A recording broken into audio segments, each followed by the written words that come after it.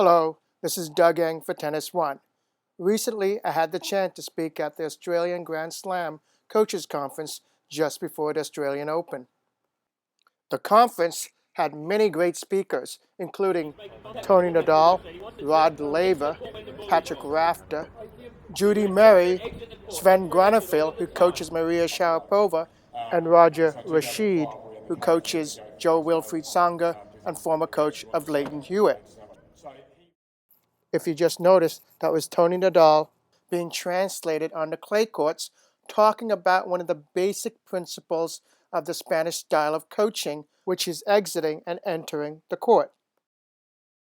What I'm now going to show you is some high-speed or slow-motion footage of the players practicing and playing matches using this principle of exiting and entering the court.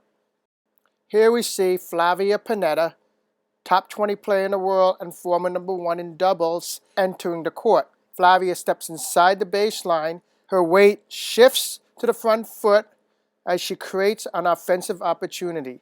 In this practice session, her coach is deliberately feeding her short balls so she can create the offensive situation inside the baseline. There are three main points of entering the court. First, get your weight moving forward. Get your weight shift from back leg to front leg, as you see Flavia gets there with the back leg kicking up. Second, on the offensive opportunity, keep the racket head up on what we call a high to high or shoulder high swing, not the low to high swing which you might see on a neutral or rally ground stroke. Third, something you don't hear about but is very important. The shoulder tilt or shoulder alignment on an offensive shot often has the racket arm and shoulder higher than the non-dominant shoulder. That, along with point 1, stepping in, allows the racket path to be flatter and the shot to be more offensive.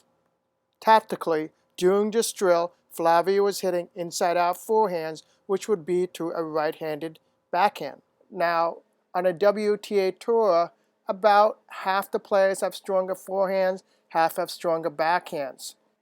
On the other hand, on the ATP Tour, most of the men have stronger forehand than backhands. So hitting inside-out forehand to right-handed backhands makes sense. Regardless, you want to match up your strengths against your opponent's weakness. The second half of this video deals with exiting the court. Here we see Flavia exiting or moving backwards on the court. Many recreational players often move laterally along the baseline. But keep in mind, the baseline is not meant for your feet, but it's really meant as the boundary for the ball. So instead, you should really develop the habits of moving inside and outside the baseline or exiting and entering the court, getting behind the ball to line up your best shots. Just like entering the court, exiting the court has certain basic fundamentals.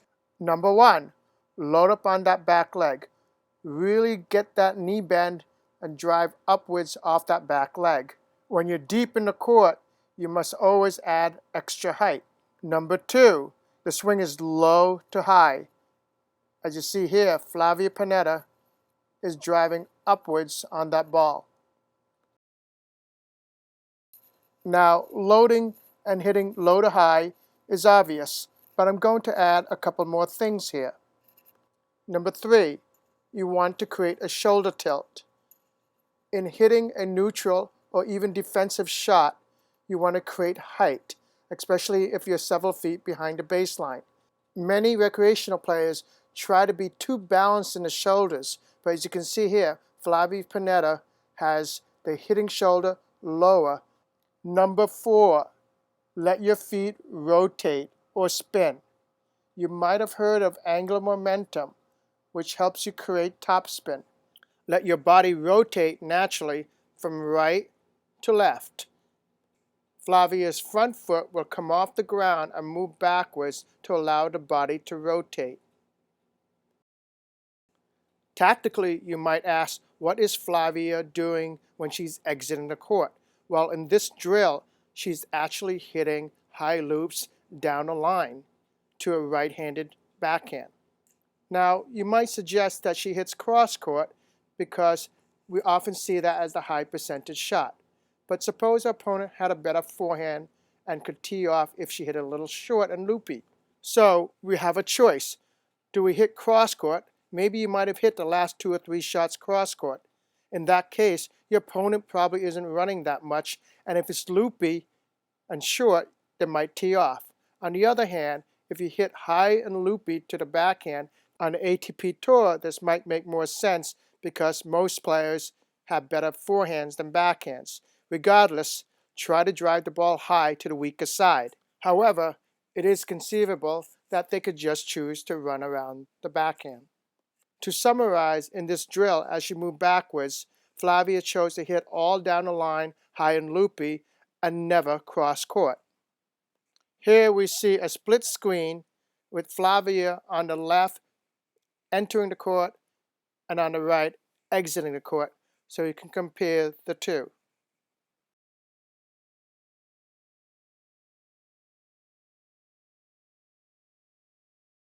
As we finish this video, I'd like to point out one important law of physics: inertia. A body in motion tends to stay in motion.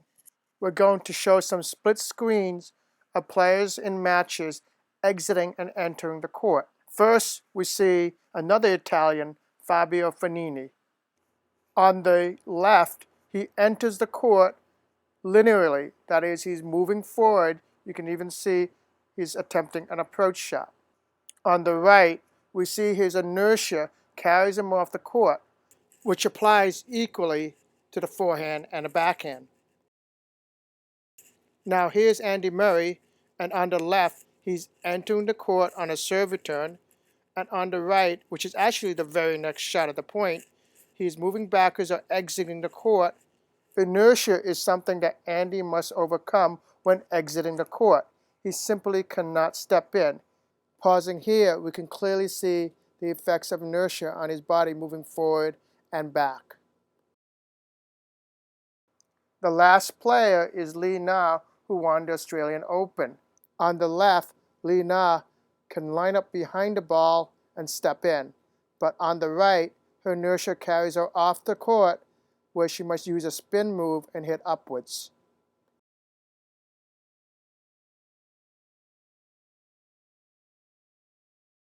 To summarize, we're seeing commonalities of these players exiting and entering the court. And we're seeing the effect of inertia moving away from the ball and towards the ball. Next time, I'm going to show you some drills that you can do at home. Until then, keep hitting.